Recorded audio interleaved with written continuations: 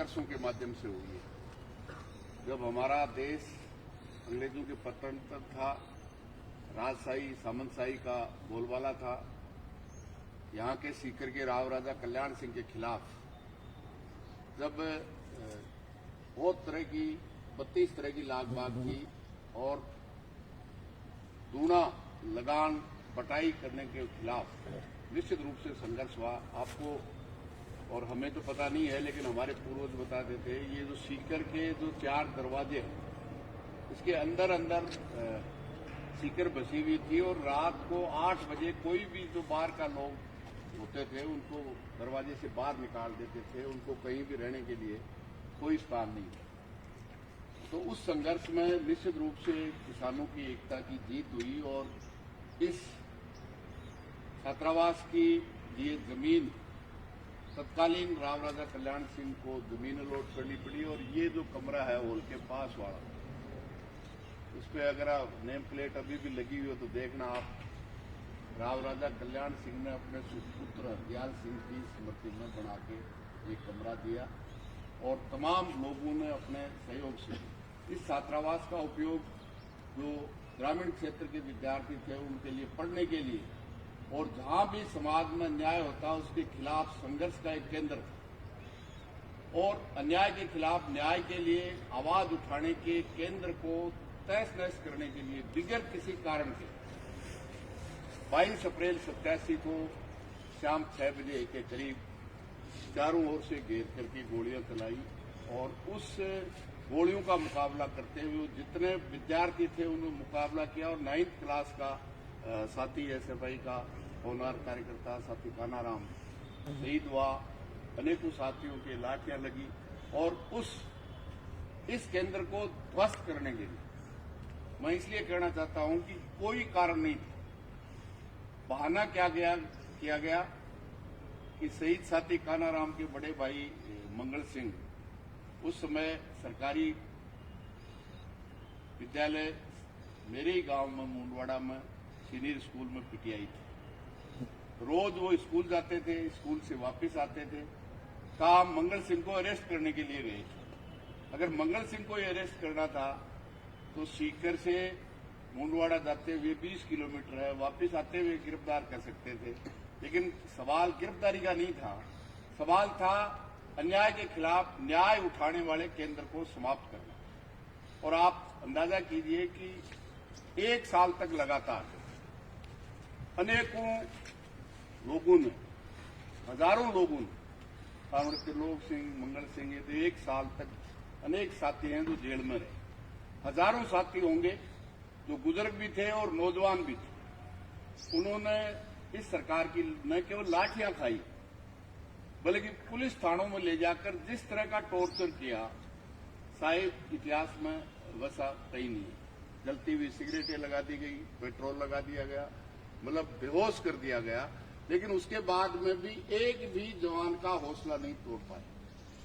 1 महीने बाद इसी छात्रावास में प्रवेश का आह्वान किया गया। शहीद साथी कानाराम की मां नंदा देवी के नेतृत्व में चारों तरफ सीकर के 15 किलोमीटर में कर्फ्यू जैसी हालत कर दी। और जिस भी बस में, किसी भी साधन में आप जैसे नौजवान मेरे सामने बैठे हैं, ऐसा कोई भी नौजवान आया, चाहे इस आंदोलन से संबंध नहीं था, लेकिन उस तरह पकड़ करके उनको बुरी तरह से पीटने का काम किया। बुजुर्ग 70, 80 साल के किसानों को पीट के इस तरह से मनोबल तोड़ने की कोशिश की। लेकिन 1 साल तक गिरफ्तारियां होती रही, गिरफ्तार करते ले जाकर के जंगल में पीट के छोड़ देते। लेकिन मैं समझता हूं कि उस सरकार को 1 दफा नहीं 2 दफा इस अन्याय के खिलाफ इसकी न्यायिक जांच हो और इस छात्रावास को वापस विद्यार्थी और आंदोलन के लिए चालू किया जाए। 12 साल तक लगातार इस छात्रावास को बंद रखा गया।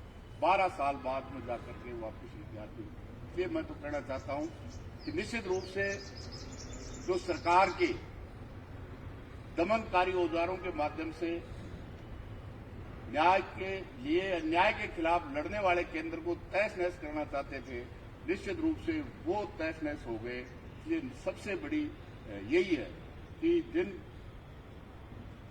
कास्ट करने वाली कौमों के विद्यार्थियों को पढ़ने का राइट नहीं था, कोई कहीं पढ़ भी लेता तो रहने की व्यवस्था नहीं थी। इसलिए निश्चित रूप से एक बहुत बड़ी जंग तमाम वो वामपंथी न्याय पसंद लोगों ने मिलकर के संघर्ष समिति बनाकर 1 साल तक संघर्ष किया और 12 साल बाद में निश्चित रूप से वापिस छात्रावास शुरू हुआ।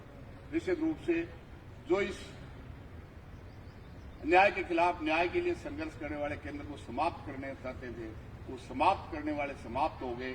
लेकिन आज भी मैं समझता हूं वो लड़ाई ही निश्चित रूप से आज देश में जिस तरह से वापस हर चीज, शिक्षा हो, चिकित्सा हो, रेल हो, बैंक हो, बीमा हो, हवाई अड्डा हो, खान हो और इवन अभी तो खेती भी उन देशी और विदेशी कंपनियों के हवाले करने के कानून देश की सरकार लेके आई।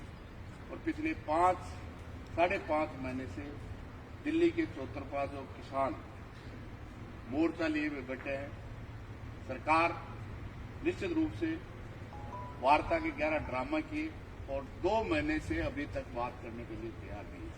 लेकिन मैं समझता हूं इस 5-5.5 महीने की तपस्या से पूरे देश के किसान, जिसकी खेती, गरीब की रोटी लूटने का, अनियंत्रित स्टॉक करने का, आप अभी कोरोना की दूसरी महामारी में आप और हम देख रहे हैं किस तरह से लूट हो रही है, किस तरह से ब्लैक मार्केटिंग हो रही है। और अभी तो कानून दे दिया कि इस देश का किसान जो आवश्यक वस्तुएं जो पैदा करता है, रोटी पैदा करता है, उसको अंबानी और अडानी को अपने गोदामों में नियंत्रित जितने चाहे पूरे देश की रोटी को अपने साइलों में गोदामों में स्टॉक कर सकता है। जब छोटा छोटा व्यापारी इस देश में व्यापार करता था तो स्टॉक सीमित थी, लेकिन देशी और विदेशी कंपनियां अब उस आवश्यक वस्तुओं का व्यापार करेंगे तो स्टॉक की कोई सीमा नहीं होगी। अब आप अंदाजा कर सकते हैं निश्चित रूप से वापस जो 15 अगस्त 47 को हमारे देश के जवानों ने, बुजुर्गों ने, किसानों ने, मजदूरों ने शहीद आजम भगत सिंह जैसे 23 साल की उम्र में फांसी पे लटक के इस देश की आजादी को हासिल किया था, उस जंगे आजादी में भी आज जो सत्ता में बैठे हुए केंद्र में उनका रत्ती भर भी